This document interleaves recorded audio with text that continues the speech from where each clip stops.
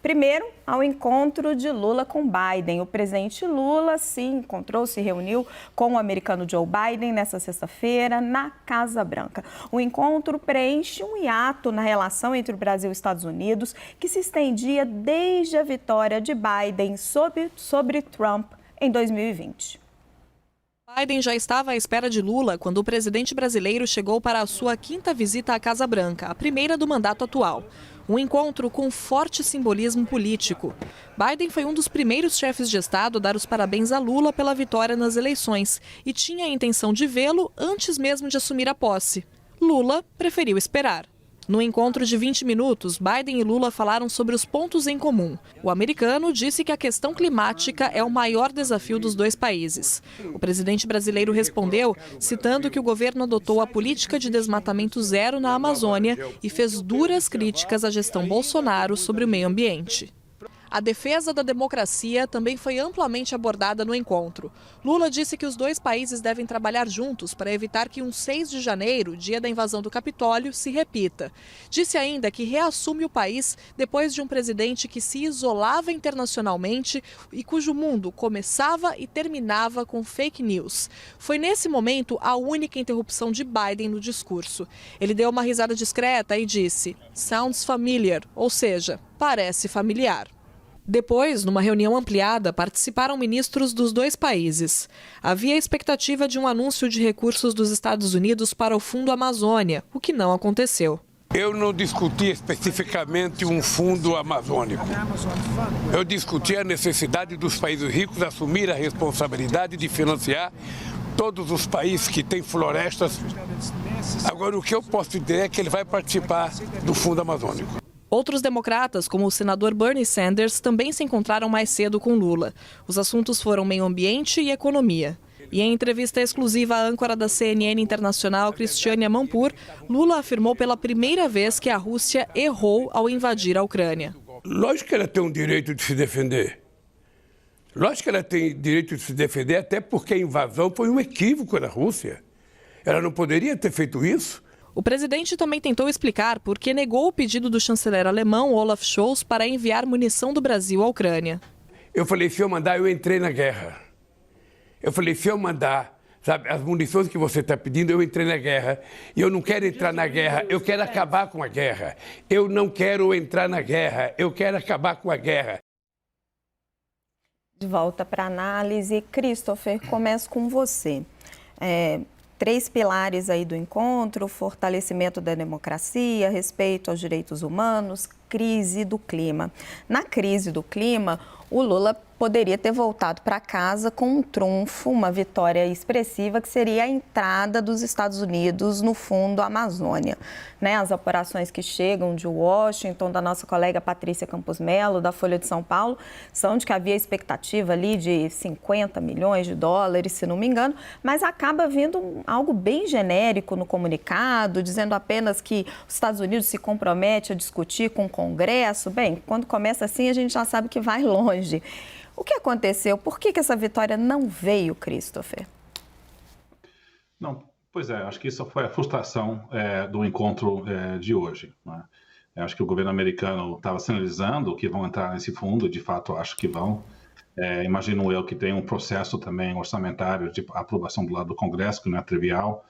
E a Casa Branca, imagino eu, isso não foi de conversas minhas, mas não estava numa posição de se comprometer com um valor maior. Então saiu com uma boa intenção, acho que o governo brasileiro saiu frustrado desse processo, mas eu até diria o seguinte, Raquel, é claro que havia um foco sobre o valor, assim, a contribuição para esse fundo amazônico, mas eu acho que não devemos esquecer o contexto dessa reunião é mais ampla. Eu acho que foi um ponto de partida para uma relação bilateral mais promissora, e acredito eu, dos 3 temas que você colocou na mesa dessa agenda, que foram destacados, a cooperação na agenda ambiental é, de longe, a maior e o maior potencial de poder avançar. E acho que, nesse sentido, as portas estão abertas.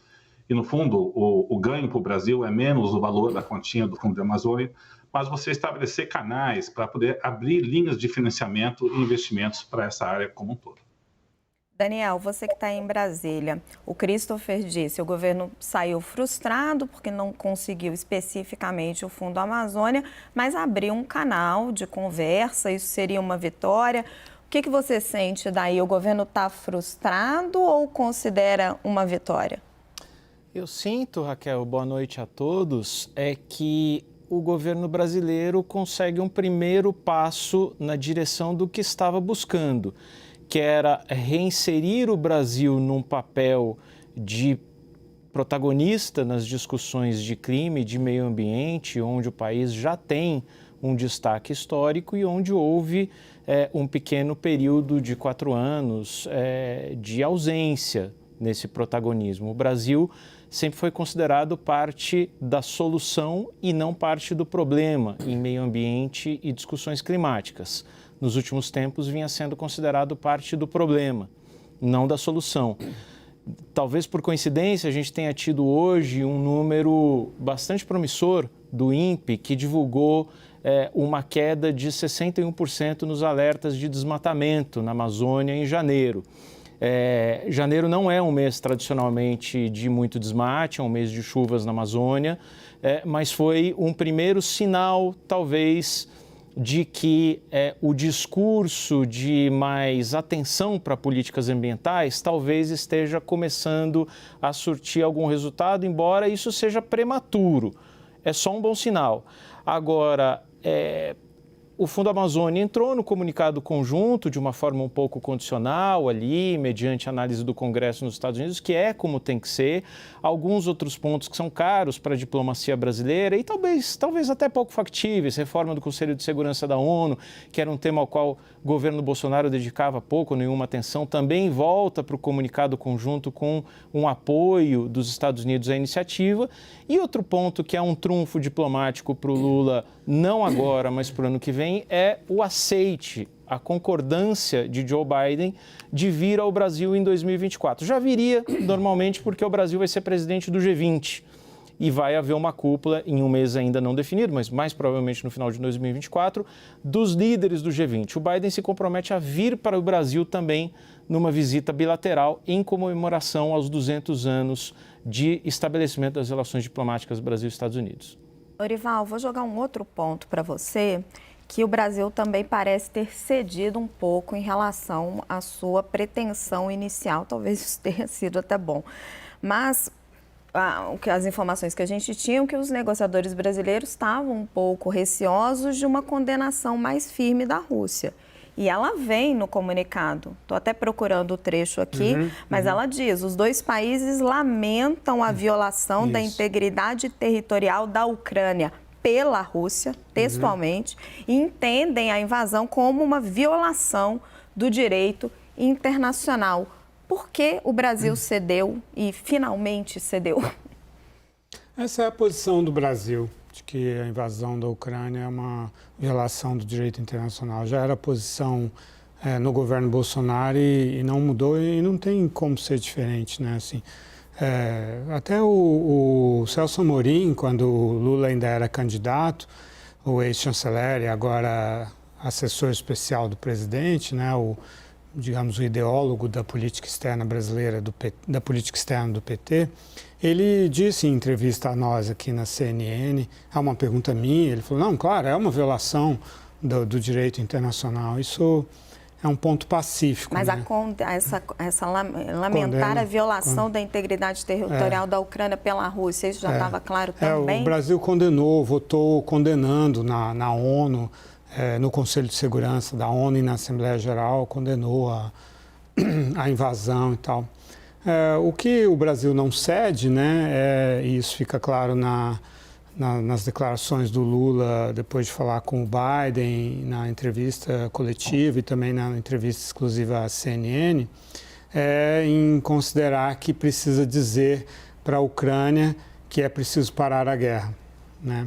Não percebe que não é uma guerra de escolha da Ucrânia, né? Que a Ucrânia está só se defendendo e que no dia em que o Putin retirar as tropas da Ucrânia, a guerra acaba, né? Isso é uma coisa que ainda o presidente Lula não compreendeu. Agora, tem uma ironia interessante, né, histórica, né, nessa visita de hoje, que quase 6 décadas depois do golpe militar no Brasil, que foi apoiado por um governo democrata, do Lyndon Johnson, né, em 1964, o presidente Lula usa a palavra aliança quando ele, na entrevista para a Cristiane Amanpour, da CNN, ele fala: nós temos uma aliança, estamos formando uma aliança de defesa da democracia, Brasil e Estados Unidos, com um presidente democrata. E o apoio americano, mais ou menos velado ao golpe de 64, no contexto de não querer que o Brasil ficasse alinhado com o bloco comunista na Guerra Fria, né, causou muito ressentimento na intelectualidade brasileira e na esquerda brasileira, né? Então agora você tem, por causa do Donald Trump e do Jair Bolsonaro, você tem a esquerda brasileira fazendo uma aliança com um presidente do mesmo partido, né, que é o Partido Democrata, que apoiou o golpe no passado, mas que hoje tem uma posição em favor da democracia. Vamos ver como que isso vai influir culturalmente, né, sobre a esquerda e a intelectualidade brasileira, de não ver os Estados Unidos mais como uma coisa monolítica, né, que ameaça a soberania e a democracia brasileira, mas como duas correntes que existem, uma a favor, em defesa, um aliado em defesa da democracia e outro como uma ameaça à democracia. Você se arrisca, Felipe, a responder a pergunta do Lorival? Como é que isso vai influenciar a esquerda brasileira? O fato da esquerda brasileira estar se aliando com os Estados Unidos, o inimigo Yankee em defesa da democracia. E aí, só salientando, Lorival me corrija se eu estiver errada, mas Venezuela é um tema que não apareceu no encontro, né? Ditaduras que o Brasil, enfim, apoia, defende. É uma conversa só de 20 minutos. O Biden estava muito ocupado hoje, ele recebeu governadores hoje para discutir a legislação sobre saúde e tal. Biden estava sem tempo hoje, né? Então, 20 minutos foram nobres. O PT, em matéria de política externa, sempre foi guiado por esse multilateralismo, por essa multipolaridade que acaba legitimando, de certa forma, alianças ou eventuais alinhamentos com potências autocráticas como a própria Rússia. Quer dizer, para você impedir o imperialismo único dos Estados Unidos, você começa a justificar regimes autocráticos ou ter um excesso de afagos e complacências com ele, assim como acontece com as ditaduras aqui, consideradas amigas do PT, como de Venezuela e Cuba. Lá atrás, na década de 90 ainda, eles faziam aquela tentativa de integração das esquerdas latino-americanas como um instrumento de força também para afetar uma falta de necessidade dos Estados Unidos dentro daquele bloco. Sempre houve um pouco daquele ranço ideológico de esquerda contra o imperialismo yankee. Mas quando o Lula está no poder, existe um certo pragmatismo delineado ali por ele, porque esses encontros internacionais, uma relação com os Estados Unidos, ainda mais depois do governo Bolsonaro, tem toda uma força simbólica. Principalmente agora que você teve essa similaridade com a invasão do Capitólio nos Estados Unidos, no começo do governo Joe Biden, e a invasão dos 3 poderes no começo do governo Lula. Eu só queria fazer uma distinção, que o Lorival colocou muito bem a posição oficial do Brasil, desde o governo Bolsonaro, de condenação à invasão da Ucrânia. Agora é diferente das posições individuais do Lula em diversas entrevistas e pronunciamentos públicos. Nesse sentido, hoje foi um marco de uma evolução, mas por causa dessas questões circunstanciais, porque ele foi confrontado por uma jornalista e porque precisou ali assinar uma nota conjunta com os Estados Unidos, que tem uma posição muito mais crítica do que a dele. Mas eu quero lembrar, eu estava puxando aqui a declaração do Lula para a revista Time, ali entre março e maio, porque deu a entrevista antes, ela veio publicada depois, de 2022, quando ele falou: fico vendo o presidente da Ucrânia na televisão como se estivesse festejando, sendo aplaudido em pé por todos os parlamentos, sabe? Esse cara é tão responsável quanto o Putin. Ele é tão responsável quanto o Putin, porque numa guerra não tem apenas um culpado. Essa foi a primeira declaração do Lula, que repercutiu muito mal no exterior. E, recentemente, ele falou: se um não quer, 2 não brigam, sendo que a Ucrânia é a vítima, né? Eu até coloquei aqui que ele estava dizendo praticamente que a Ucrânia andou de saia curta ali na fronteira e acabou estuprada. E mesmo as palavras que ele usa são muito brandas, né? Equívoco, erro, etc. Mas é parte desse esforço diplomático de evitar qualquer rusga, mas ao ser pressionado pela jornalista e pelo governo dos Estados Unidos, houve uma modulação do discurso sem meia-culpa. Caio, a percepção do Lula sobre a guerra da Ucrânia mudou ou ele só modulou o discurso porque estava em Washington diante do Biden? Raquel, se a gente pegar o comunicado do encontro com a Alemanha, né, com o Olaf Scholz, né, é a mesma coisa. E portanto, acho que é de 10 dias atrás. A fala é parecida, praticamente a mesma no comunicado conjunto. Se a gente pegar a entrevista, ele também diz isso. Se a gente comparar, e a gente cobriu bastante, né, principalmente o Lori, no começo da guerra, as posições da diplomacia brasileira, no governo Bolsonaro, no Conselho de Segurança, havia condenações à invasão. Sempre houve condenações à invasão. Sim. Então, eu vejo uma diferença grande em relação ao da Time. E ali, pelas conversas que eu tive, teve uma avaliação do entorno do Lula que foi um erro. Essas declarações foram equivocadas. Agora, se a gente comparar... Mas esse entorno do Lula convenceu ele? A percepção dele mudou ou é só estratégia? Ali era o Lula candidato também. Mal, talvez, não sei se pego de surpresa, não sei se por convicção, mas a gente está falando de uma entrevista de maio. Eu vou me ater ao comunicado de hoje, à entrevista de hoje, a fala com o Scholz e comparando até com como chamava, Lore, o nosso embaixador lá na ONU, que estava nas reuniões do Conselho de Segurança. A gente conversava com ele. O Ronaldo Costa. O Ronaldo Costa é uma linha que eu vejo que era a mesma linha. Eu vejo uma linha itamarateca, né? Que é a expressão, o jargão que a gente usa em Brasília. O Daniel conhece bem, que os itamaractecas usam uma política de não alinhamento automático, mais ou menos o que a Larissa falou ontem aqui. Eu não vejo, assim, ele falou uma coisa lá, agora, assim, hoje ele falou no comunicado, falou na entrevista para a Cristiane Amanpour, a mesma coisa que está no comunicado que eu encontro com a Alemanha. E na coletiva... E que é a mesma coisa das posições brasileiras. Sim. Na reunião do Conselho e no governo Bolsonaro. Condenar a invasão, o Brasil sempre condenou. E na entrevista com o Scholz, ele, perguntado sobre isso, ele disse: hoje eu tenho mais clareza da invasão da Ucrânia. E aí depois demonstrou não ter clareza, dizendo que quando um não quer, dois não brigam. Mas ele acha que aprendeu de lá para cá alguma coisa. Da entrevista para Time para cá. Christopher, qual é a percepção que se tem lá fora? Você que sempre circula por vários meios internacionais. A posição do Brasil está mudando? E uma outra pergunta dentro dessa. O fato do Brasil tentar se posicionar de forma equidistante, né, para não melindrar nenhum lado, nenhum outro, às vezes, prejudica o país na aliança com os americanos? Olha, eu acho justo dizer que toda essa linguagem no comunicado é tentar encontrar, assim, um consenso mínimo para poder evitar atritos, né? Incomoda, sim, eu sinto, do lado americano, a posição brasileira com relação à Ucrânia, né? Não só as declarações do Lula durante a campanha, mas, claramente, nós temos um governo no Brasil, e eu até me diria que é uma posição que é compartilhada por vários outros países, mercados emergentes, de não querer se alinhar a uma aliança contra a Rússia e fazer medidas punitivas contra o país. Acho que a posição do Brasil é de manter, assim, portas abertas de comerciais com a Rússia, não se participar de um regime de sanções contra esse país. E a posição do presidente Lula não tem sido do grau de condenação com tanta veemência que pelo menos Estados Unidos, países na Europa, gostariam de ver.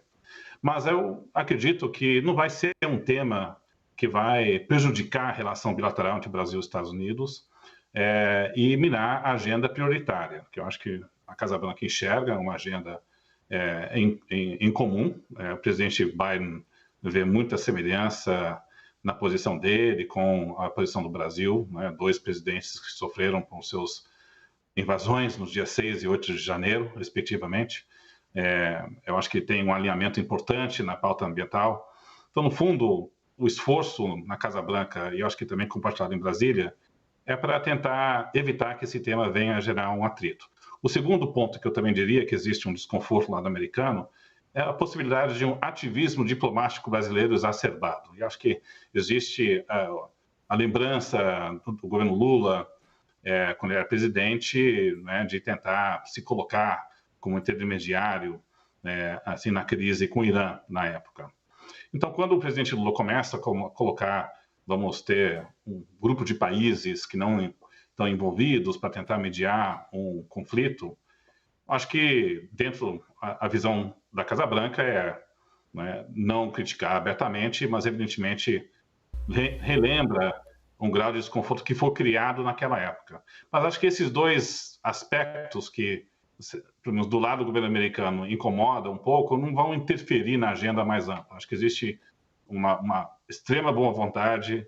Eu sinto que o Brasil vai crescer em termos de ranking relativo de prioridades na política externa americana. O Brasil nunca vai ser uma prioridade, é claro, mas no contexto vai ter mais atenção do governo Biden. Acredito que, evidentemente, a visita no ano que vem faz parte do G20, mas acho que podemos esperar que outros membros do governo americano venham a fazer visitas para o Brasil.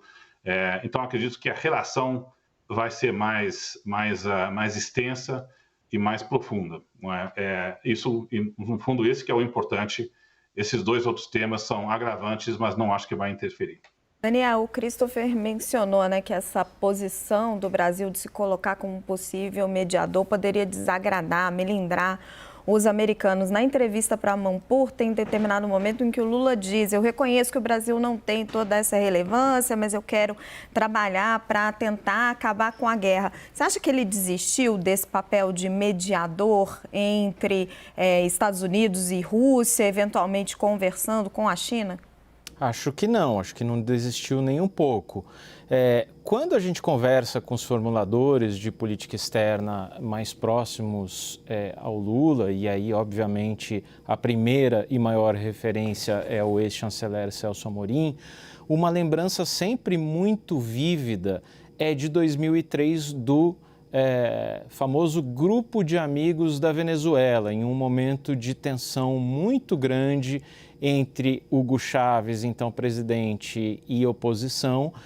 O Brasil conseguiu engendrar ali um grupo de amigos com países equidistantes, nem tão próximos e nem tão opositores. E ali cabia Espanha, que tinha uma posição mais crítica, cabia o Brasil, em tese, mais próximo ou com um diálogo mais fluido com Caracas, cabia uma Noruega, e o resultado em 2003 foi positivo, conseguiu amenizar um pouco o agravamento da crise política na Venezuela. E essa lembrança é muito vívida e acho que isso que inspira muito a ideia do governo Lula de novamente agir assim com a crise e a guerra Rússia-Ucrânia, chamando um grupo de países ali em que necessariamente tem que estar a China, que tem um canal privilegiado de interlocução com Moscou,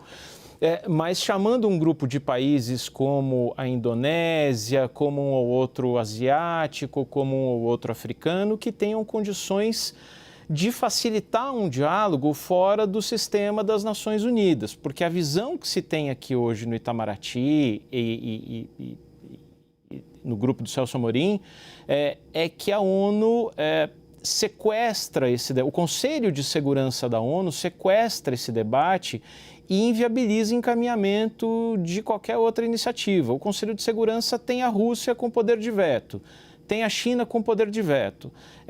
O grande mistério é se a China, em março, quando receberá a visita do Lula, se vai se dispor a entrar na crise Rússia-Ucrânia, na guerra Rússia-Ucrânia, como intermediador, se vai comprar essa ideia. Acho que não. Então, vou jogar isso para o Lorival, porque assim, a Venezuela é um país que está aqui na nossa órbita, que o Brasil exerce uma influência bem diferente do Irã ou de um conflito na Ucrânia. Como você enxerga essa paralelo que o Daniel traçou, como visto, né, de dentro do Itamaraty, Lorival, e essa percepção chinesa, o que o Lula vai encontrar lá em Pequim? Minhas fontes americanas, antes da reunião, disseram que achavam interessante a possibilidade de o Lula fazer algum tipo de intermediação com relação à Venezuela, né? Então, porque isso está realmente no alcance geopolítico do Brasil. Agora, a China não quer falar sobre guerra na Ucrânia, porque, como a gente discutia ontem, né, a China ela fez uma aliança ilimitada com o Putin, né, 22 dias antes de o Putin invadir a Ucrânia, e quando o Putin já estava com as tropas todas prontas para a invasão, e era claro que ia invadir, sem saber que aquilo ia repercutir muito mal para a imagem da China perante o Ocidente. A China não quer isso, a China é muito preocupada com a própria imagem, muito sensível a essas questões. Então, a própria Priscila Yazbek, nossa correspondente de economia internacional em Paris, ela tem uma fonte no Partido Comunista que lida com essa questão, que está lidando com essa questão da viagem, da ida do Lula para Pequim, que disse: a gente não quer falar sobre isso. E é óbvio, no contexto geopolítico, não quer. O Lula realmente, não quero parecer assim grosseiro, mas o Lula não entende essas nuances, né? Assim, quando ele fala de Índia, metade do arsenal da Índia vem da Rússia. Né? A Índia está fazendo escambo com a Rússia, recebendo o gás e o petróleo em troca de armas russas. Né? E a China a mesma coisa. Eles estão possibilitando a Rússia se manter com o nariz acima da água. É a China e a Rússia a China e a Índia que estão possibilitando a Rússia sobreviver nesse esforço de guerra. E o próprio Brasil está ajudando ao comprar fertilizante também. Então, essas nuances são fundamentais do ponto de vista do Ocidente e parecem escapar completamente ao radar do governo brasileiro. Uma pequena nuance ali, rapidinho, Raquel, Daniel, para eu introduzir o nosso próximo tema. A China tem, seria forçar a barra dizer que a China tem interesse na guerra da Ucrânia, mas a China manteve o fornecimento de petróleo da Rússia e tem pagado o fornecimento de petróleo em moeda chinesa, em renminbi, e não em dólar. O que se dialoga muito com o objetivo da China de internacionalizar sua moeda e ganhar espaço vis-à-vis o euro e o dólar. Então, é tudo isso que está na equação, né?